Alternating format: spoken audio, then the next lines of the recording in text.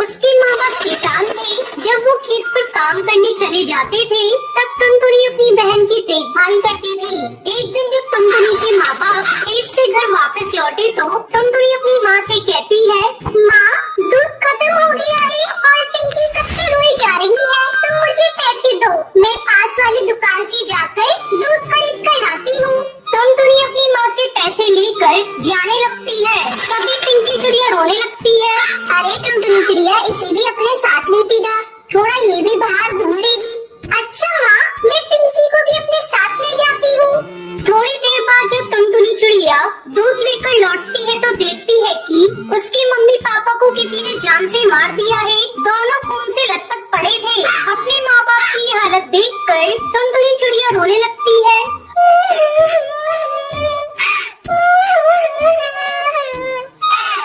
माँ पिताजी, आपकी हालत किसने कर दी? उठो ना, ये देखो, मैं पिंकी चिड़िया के लिए दूध लेकर आ गई।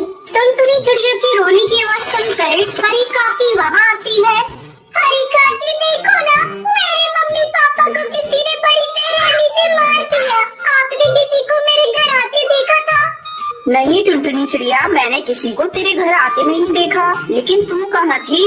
मैं पिंकी चिड़िया के लिए दूध लेने गई थी।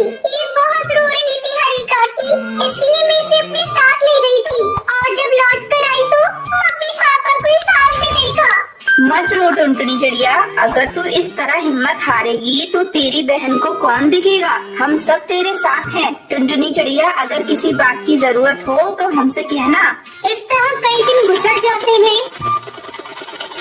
घर में रखा सारा अनाज भी खत्म हो चुका था। खेत में लगी हुई फसल भी बिना देखभाल के सूख चुकी थी। एक दिन टुनटुनी चिड़िया अपने खेत पर जाती है और खेत में लगी हुई फसल सूखी देखकर रोने लगती है। क्या करूं? घर में अनाज का एक भी दाना नहीं है और माँ पिताजी ने जो फसल लगाई थी वो भी सूख चुकी है। अब दोबारा से खेत में फसल उगानी होगी। टुनटुनी चिड़िया 2 दिनों तक लगातार खेत की सफाई करती है। चलो, खेत की सफाई हो गई, अब इसमें कुछ बीज लाकर बिखेर देती हूँ।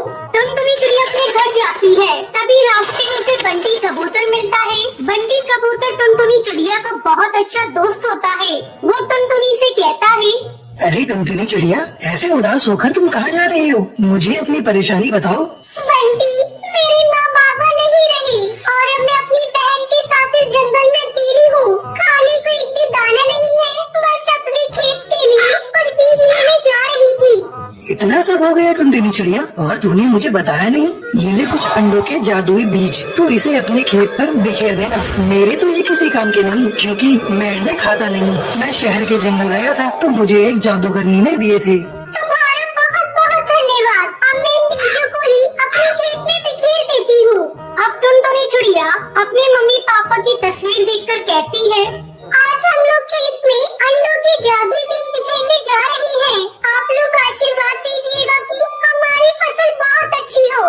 दोनों बहनें मिलकर खेत में अंडों के बीज बिखेर देती हैं। पिंकी चिड़िया और टुनटुनी चिड़िया मिलकर अपने खेत की अच्छी तरह से देखभाल करती हैं। कुछ दिनों बाद उनके खेत में अंडे की फसल लहराने लगती है। ये देख पिंकी चिड़िया, हमारे खेत में कितने अंडे उग गए हैं। अब अंडे बेचकर हमारी अच्छी कमाई होगी। आज अगर मम्मी पापा जिंदा होते तो बहुत खुश होते। दीदी, मुझे मम्मी पापा की बहुत याद आ रही है।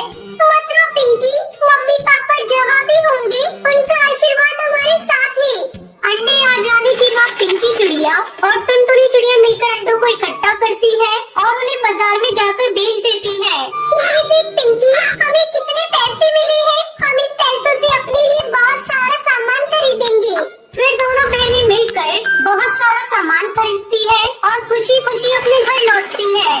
दीदी, मुझे बहुत तेज भूख लग रही है, जल्दी से कुछ खाने को बना दो। तो रुक पिंकी चिड़िया, मैं अभी तेरे लिए हलवा बनाती हूँ। आज खुशी का दिन है, हम लोग मीठा खाएंगे। फिर टुनटुनी चिड़िया हलवा बनाती है। इस तरह दोनों बहनें खुशी खुशी रहने लगती हैं।